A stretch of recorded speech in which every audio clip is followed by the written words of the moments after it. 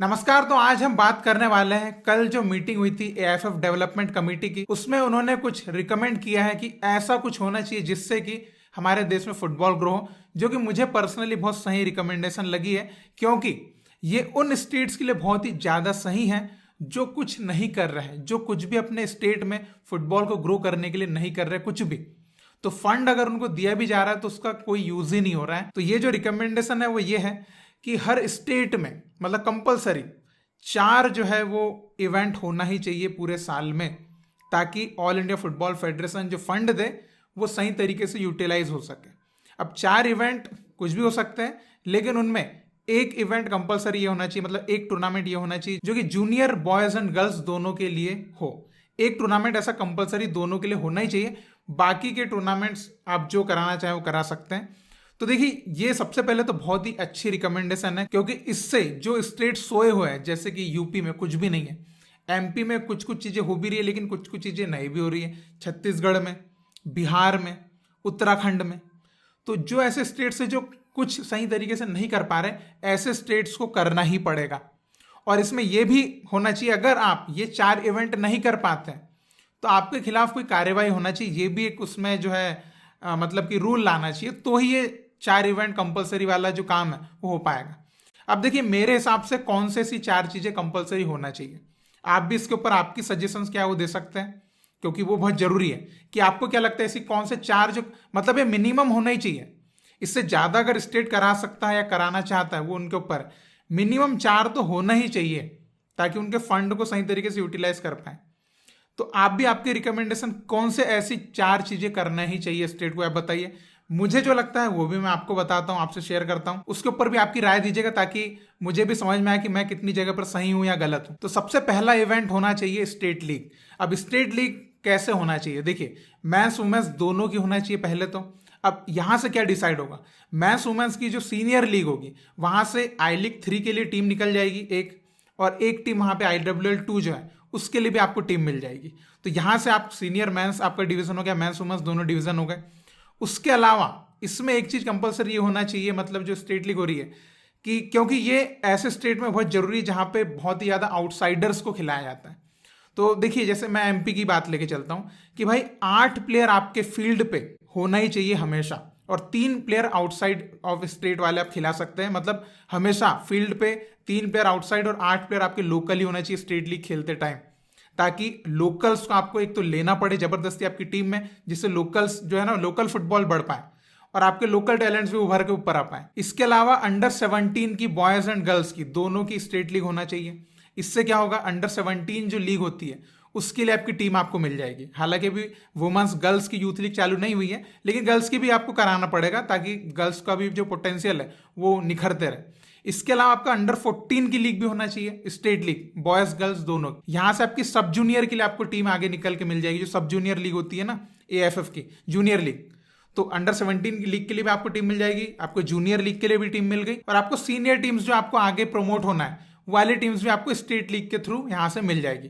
तो ये हो गया पहला इवेंट जो है स्टेट लीग। अब दूसरा इवेंट होना चाहिए जो हो सकता है फुटसल लीग, मान के चलते फुटसल लीग हो सकती है। अब फुटसल लीग में कोई यूथ चैंपियनशिप अभी चालू नहीं हुई है, तो हम उसको यूथ वाला जो कैटेगरी है उसको अभी चालू मेरे हिसाब से नहीं करना चाहिए। लेकिन जो स्टेट एसोसिएशन है वो मेंस एंड वुमेन्स का जो है फुटसल लीग करवा सकता है, डायरेक्ट स्टेट लेवल का। जो भी टीम्स पार्टिसिपेट करना चाहे वहां आ सकती है, वहां से जीत के जो है वो एएफएफ की जो फुटसल चैंपियनशिप होती है नेशनल लेवल की, वहां के लिए आप क्वालिफाई कर जाओगे। तो ये आपका दूसरा इवेंट हो गया फुटसल लीग का। अब तीसरा इवेंट जो सबसे इंपॉर्टेंट है, तीसरा इवेंट होना चाहिए आपकी स्टेट फुटबॉल चैंपियनशिप। यहां से ही आपका स्टेट फुटबॉल जो है मेनली ग्रो होने वाला है। स्टेट फुटबॉल चैंपियनशिप में सबसे पहला जो है वो रूल ये होना चाहिए कि इसमें वही प्लेयर पार्टिसिपेट कर सकता है जिसका आधार कार्ड का एड्रेस उसी स्टेट का है, मतलब जिसका आधार कार्ड वहीं बनना है, जिसका आधार कार्ड वहां का है वही खेलेगा। अगर मान लीजिए वो बंदा कोई किसी की फैमिली शिफ्ट हुई है तो ऑब्वियसली वो लोग वहां का आधार कार्ड पे एड्रेस चेंज करवा लेंगे, तो उसी स्टेट का होना चाहिए, वही स्टेट फुटबॉल चैंपियनशिप में खेलेगा। अदरवाइज इसमें आपने आउटसाइडर को खिलाया तो आपके स्टेट का फुटबॉल तो वहीं धस जाना। अब इसमें सारे डिस्ट्रिक्ट जो है वो पार्टिसिपेट करेंगे, जितनी भी डिस्ट्रिक्ट है आपकी सारी डिस्ट्रिक्ट इसमें पार्टिसिपेट करेगी। और इसमें थोड़ा सा कॉस्ट कटिंग करने के लिए हम कुछ चीजें कर सकते हैं जो मैं आगे आपको बताता हूँ। अब इसमें देखिए टूर्नामेंट्स किस तरीके से होंगे। इसमें जो है सबसे पहले तो सीनियर मेंस और वुमेन्स सीनियर टूर्नामेंट होगा। यहां से आपकी संतोष ट्रॉफी की टीम आपको मिल जाएगी, ठीक है। और वुमेन्स का जो सीनियर नेशनल की टीम जो बनाना है वो भी आपको जो सीनियर जो है स्टेट लेवल फुटबॉल चैंपियनशिप होगी सीनियर के लिए, वहां से आपको वाली टीम मिल गई। तो आपको स्टेट लीग जो है क्लब वाली, वहां उसके ऊपर ज्यादा डिपेंडेंसी करने की जरूरत नहीं। कुछ प्लेयर्स आप स्टेट लीग से ले सकते हो जो अच्छा खेल रहे हैं, बाकी आप जो प्लेयर आपकी जो संतोष ट्रॉफी टीम है, जो स्टेट की टीम बनने वाली है वुमेन्स वाली भी, आप जो है आपके स्टेट चैंपियनशिप जो होने वाली है इसमें से उठाई, क्योंकि आपको एकदम प्रॉपर लोकल प्लेयर्स जो उस डिस्ट्रिक्ट से खेलने आएगा वो मिलेगा। तो ये आपका एक वहां से ये भी आपको मिल गया, तो आपको स्काउटिंग भी अच्छी हो जाएगी आपकी। दूसरा फिर होना चाहिए अंडर 20 स्टेट फुटबॉल चैंपियनशिप। यहां से आपको टीम मिलेगी जो अंडर 20 नेशनल हो रहा है अभी, इसके लिए आपकी टीम वहां से बन जाएगी। और इसमें सारे डिस्ट्रिक्ट के अंडर 20 के जो प्लेयर्स हैं उनको भी आपको आप जो है चांस दे पाओगे। जो मान लीजिए सीनियर में नहीं खेल पाए, अंडर 20 प्लेयर जो है वो इसमें खेल सकता है। इसके बाद आप अंडर 17 जो है वो भी कराइए। और देखिए ये मेंस और वुमेन्स दोनों के लिए कंपलसरी होना चाहिए, ऐसा नहीं कि सिर्फ बॉयज के लिए करा रहे हैं, दोनों के लिए करा रहे हैं। अंडर 17 करवाना, तो अंडर 17 से आपको क्या होगा, आपको अंडर 17 की स्टेट टीम आपकी बन जाएगी यहाँ से, जो आपको नेशनल्स के लिए जाएगी। सेम गर्ल्स की भी बॉयज की भी, यहाँ से आपकी स्काउटिंग भी हो जाएगी साथ साथ। तो आपको अलग से ट्रायल लेने की जरूरत नहीं पड़ेगी, सीधे स्काउटिंग भी चल रही है, आपका चैंपियनशिप भी चल रही है, इजी, ठीक है। इसके बाद आपका फिर अंडर 14 भी होना चाहिए, under 14 state football championship, same girls की बॉयज की दोनों की। यहां से आपके अंडर 14 नेशनल जो होता है उसकी टीम भी बन जाएगी और आपकी स्काउटिंग भी चलेगी। अब देखिए हर स्टेट में बहुत ज्यादा जिले होते हैं, बहुत ज्यादा डिस्ट्रिक्ट होती है, तो अगर एक साथ ऐसा कुछ कंपटीशन करवाएंगे तो बहुत ज्यादा कॉस्ट लगेगा। तो कॉस्ट कट करने के लिए आप इसको डिफरेंट टाइप से कराइए। पहले जोनल करा लीजिए, जैसे कि संभाग वाला लेवल जो होता है, संभाग है ना, कुछ संभाग में जैसे 4-5 जिले आते हैं, उनका वहां पे कंपटीशन हो गया, उनका विनर जो है वो निकल के फाइनल राउंड के लिए क्वालिफाई कर गया। तो ऐसे संभाग लेवल पे करा के, मतलब जोनल राउंड करवाओ, जोनल राउंड के बाद आप जो है सीधे फाइनल राउंड करवाओ, और जोनल राउंड से फाइनल राउंड तक स्काउटिंग प्रोसेस जो है पूरी चालू रहना चाहिए, क्योंकि कुछ टीम जोनल से आउट हो जाएगी तो मे बी उनमें कुछ अच्छे प्लेयर्स हो सकते हैं, उनको आपको स्काउट करके रखना है, और बाद में जब आप कैंप लगाएंगे तो उनको कॉल अप देना है। तो ऐसा आपकी स्टेट टीम का कैंप भी आपका लग जाएगा और आप बहुत अच्छे से जो है आगे खेलने चले जाएंगे।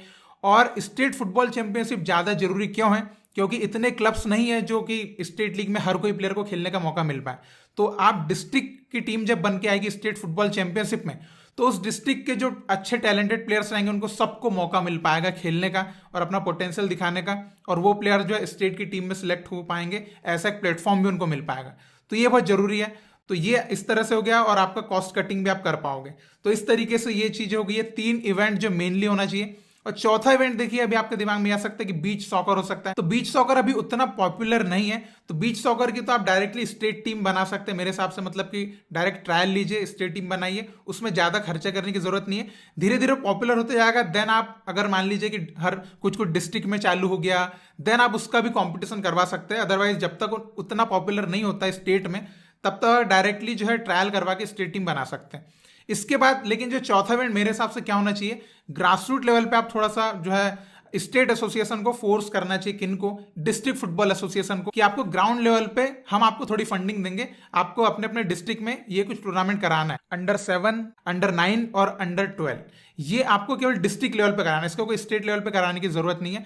डिस्ट्रिक्ट लेवल पे अपने अपने डिस्ट्रिक्ट में करवाना है, और मेनली आपको इसमें अट्रैक्ट करना है स्कूल्स को, क्योंकि देखिए बहुत ज्यादा इतने क्लब्स नहीं कि अंडर 7 या अंडर 9 की, अंडर 12 की टीम बन जाएगी।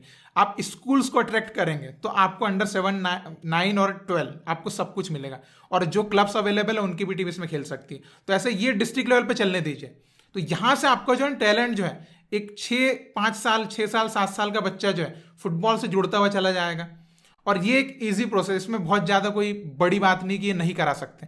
और देखिए ऑल इंडिया फुटबॉल फेडरेशन तो फंडिंग देगा ही देगा, चलिए वो तो बहुत अच्छी बात है, लेकिन स्टेट एसोसिएशन को भी थोड़ी सी अपने लिए फंडिंग जुटाना चाहिए।